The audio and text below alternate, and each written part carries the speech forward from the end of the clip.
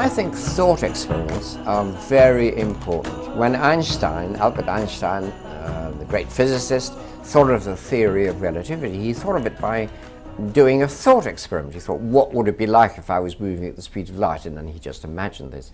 And good scientists have good imaginations, and they're very good at thought experiments. But of course they can confirm, usually, not always, they can usually confirm their thought experiments by real experiments. Now, if you have a thought experiment about could I exist after I'm dead, it's a bit difficult to see how I'm going to confirm that until it's too late to tell anybody about it.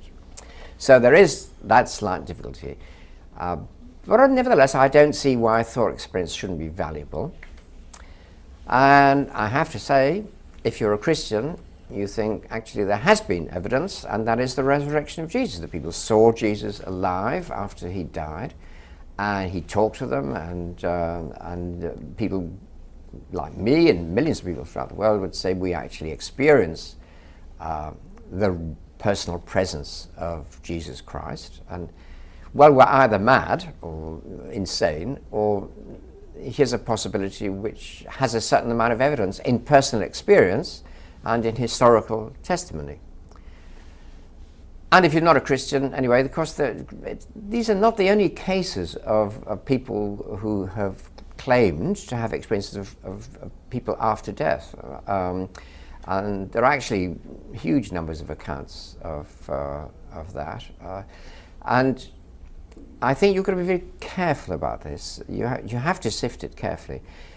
The way I'd put it is there's a lot of very poor evidence for it, but a lot of very poor evidence. And I think that is worth something. You've got to say, look, people are obviously not getting very clear about the facts, and they're clearly subject to misinterpretations. Some of them must be.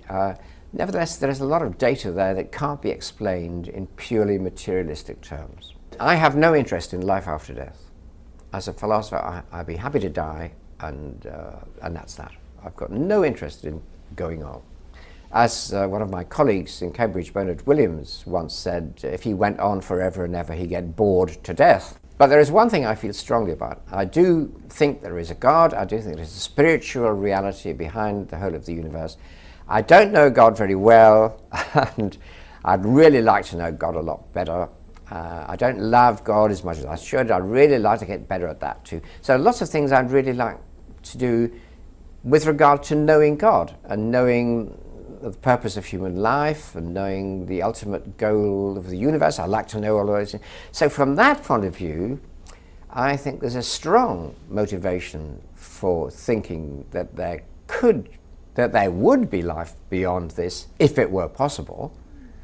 And of course, if you believe in God, you've got no problem about knowing that it's possible.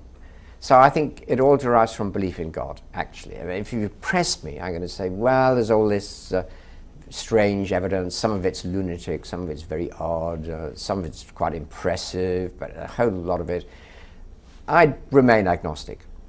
But if I have a belief in God, on other grounds that I believe I experience God in Christ or in some other way, then I have, I think, very good evidence for me personally that if there is such a God of love, then there will be a life beyond this life. So I would regard that as good evidence.